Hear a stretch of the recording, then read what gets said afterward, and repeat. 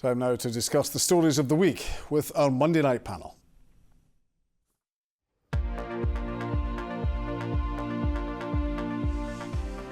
Joining us is the journalist and commentator at The National, Shona Craven, Catherine MacLeod, who's a former Labour Special Advisor, and the Scotsman's political editor, Alistair Grant. Thank you all for joining us this evening. And we'll begin with that poll, that YouGov poll over the weekend that shows, although Nicola Sturgeon still far and away the most popular party leader in Scotland, her popularity is falling. Alistair, why do you think this is happening? Yeah, so as you say, this is a poll published in the Sunday Times over the weekend, showing a hit to support for independence, support for the SNP going down, Nicola Sturgeon's own approval rating slipping a bit. And I think because of the timing of when this poll was carried out, I think at the end of January, it's been held up as potentially an example of the impact of the Scottish Government's gender reforms, the wider debate we're having around gender in Scotland, and maybe in particular the debate over trans prisoners. We've obviously had the case of Isla Bryson, the double rapist who was initially held in a women's prison after conviction. So I think I'm not entirely convinced that this kind of gender era will have a long-term impact on support for the SNP. I think that's partly just because Scottish voting is so determined by the Constitution. The Constitution is what dominates in Scottish politics. And I think just what party you vote for is pretty much determined on how you stand on independence. But I think there's certainly been damage to Nicola Sturgeon, and I think you can see that just in the past couple of weeks. We've had government U-turns, we've had sort of confusing messaging, we've had obfuscating over the question of, for example, if Isla Bryson is a man or a woman. And I think you've got Nicola Sturgeon, who's often held up as one of the UK's best political communicators. It's one of the great strengths of the SNP and one of the strengths of Nicola Sturgeon. And for her to have got herself into this mess over this, I think is quite notable. And Catherine, is it perhaps inevitable, given when somebody has been in power as long as Nicola Sturgeon has? It probably is, but I think what the Isla Bryson case has done is taken the lid off what Nicola Sturgeon stands for. I think she had a very good pandemic. Her presentation skills, as Alistair said, are very good. But I think now people will start perhaps beginning to look at what she does stand for and what she has delivered. And they're seeing an authoritarian politician who's prepared to throw her colleagues and political allies, people like Joanna Cherry and Joan McAlpine, under a bus for what's a deeply flawed policy and for which quite a lot of people actually don't even support. So I think now people might start thinking, well, what is this Scottish Government about? What is it delivering? And I think that's a big problem for Nicola Sturgeon tonight. Shona, is it potentially, could it get worse for Nicola Sturgeon, or is this just a hiccup? Well, I think we need to be careful about the language we use. I mean, John, you mentioned that her popularity was falling. I mean, this is one poll at a particular time. We can't predict that the next poll will continue in the same way. And as is discussed, there have been a lot of issues that have posed difficulties for Nicola Sturgeon in terms of her communication with the public. I would say that actually the Isla Bryson case, I think we're underestimating the Scottish public, because there was a debate, there was a stage 3 debate about this bill in December, and so this is comparing October to January. I don't think we necessarily needed the case that has been rumbling on, certainly beyond the period of this polling, to have had a reaction to that. I think the Scottish people have been watching what's happening in the Scottish Parliament. And of course, this wasn't an exclusively SNP project or policy.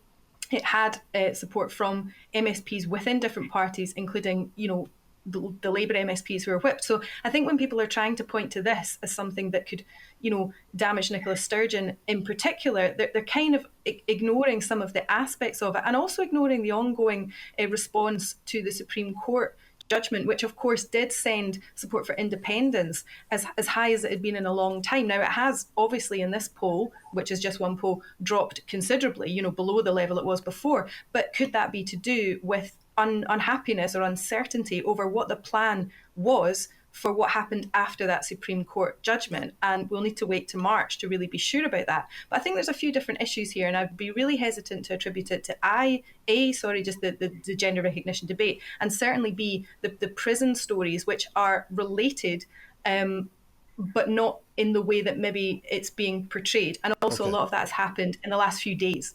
Well, we're talking about the gender reform. We've had some senior figures in the SNP have been saying that those who don't absolutely support the party's manifesto should consider whether to stand for the party in an election.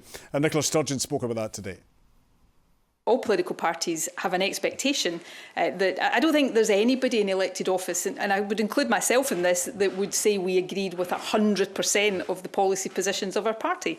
But there's a general expectation when you stand under your party's banner, you accept the platform that you are standing on. But equally, there is also an understanding and a recognition and an acceptance that there will be issues on which some people take a different view and vote accordingly. And I think parties always have been and always should be willing to deal with that. Catherine MacLeod, where are you in this? Should politicians always fully support the manifesto? No, I don't. I don't think politicians should ever be expected to put the principles in their pocket for, the greater glory of their leader or anyone else. And I think whenever they do, it breeds cynicism within the public, quite rightly, and the electorate. I mean, some people do. I mean, as far as I understand it, somebody reminded me tonight that the SNP manifesto on the Gender Recognition Act actually says it should improve it. It doesn't.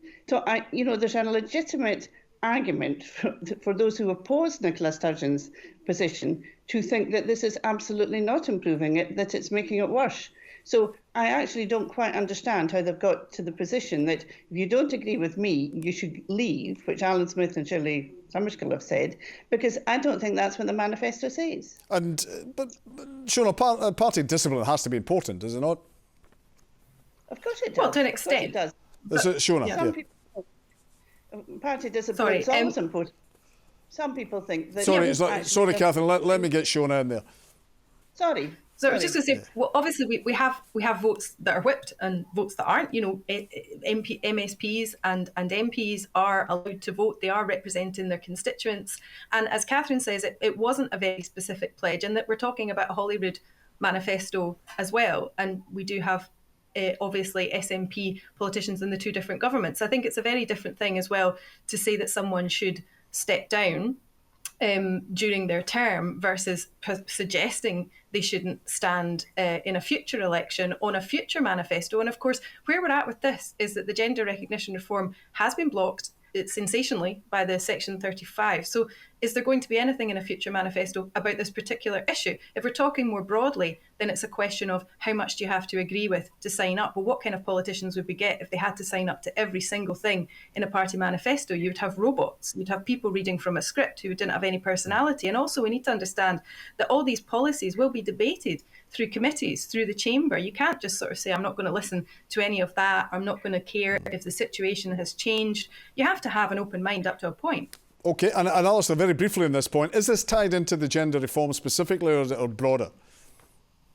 Well, I think the point that Shirley Ann Somerville was making at the weekend when I think she said that internal gender critics in the SNP should consider their positions when it comes to the next Holyrood election, that was obviously a specific point in the context of the gender debate. And I think what's previously been said is quite right. The SNP manifesto, it did commit to reform of the gender recognition process, but it didn't commit to specifics, and it didn't commit to that concept of self-ID, self-identification, which is where a lot of the controversy is concentrated on. Well, let's look at Liz Truss. She's been speaking this evening, the former short-lived Prime Minister. She's been speaking tonight. She remains convinced that her policies were right. Is this the start, Shona, of a Liz Truss comeback? It's difficult to assess, how deluded Liz Truss actually is. She's obviously trying to convey a particular message, which is none of this was my fault. I knew what I was doing, but also they didn't warn me. All these different contradictions in her long essay. But what struck me about the essay was in the introduction, her fulsome praise of Boris Johnson, her completely disingenuous suggestion that she wasn't preparing to replace him and she didn't see his demise coming. And it seemed to me, that's what I was focused on.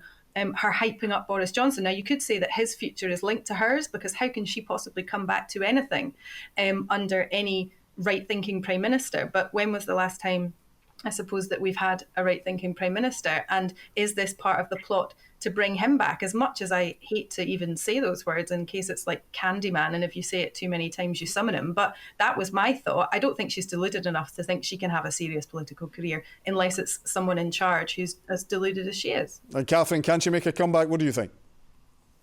I don't think she can. I think there's too many people in the Conservative Party that don't like him, that think she's probably slightly unhinged and that they're not going to support her. I think we're going to look at a different political landscape, and she won't be the Conservative Party leader again. She might be the flag bearer for the people on the right who want low tax or no tax, and they think we've got a smaller state. Alistair, does she have support, do you think, in the Conservative Party, or at least, if not hard, the policies she's putting forward? I don't think she does personally, just because of how catastrophic her time in charge was. But I think there is a section of the Tory party that basically thinks that the ideology behind some of her positions is correct, and the kind of idea behind it was the correct thing to do, but just the execution of it wasn't quite right. And I thought one of the notable things about the kind of 4,000-word essay she wrote over the weekend was just how much blame was allocated elsewhere, whether that's the Treasury, whether that's officials, whether that's the kind of political economic consensus, this kind of economic elite.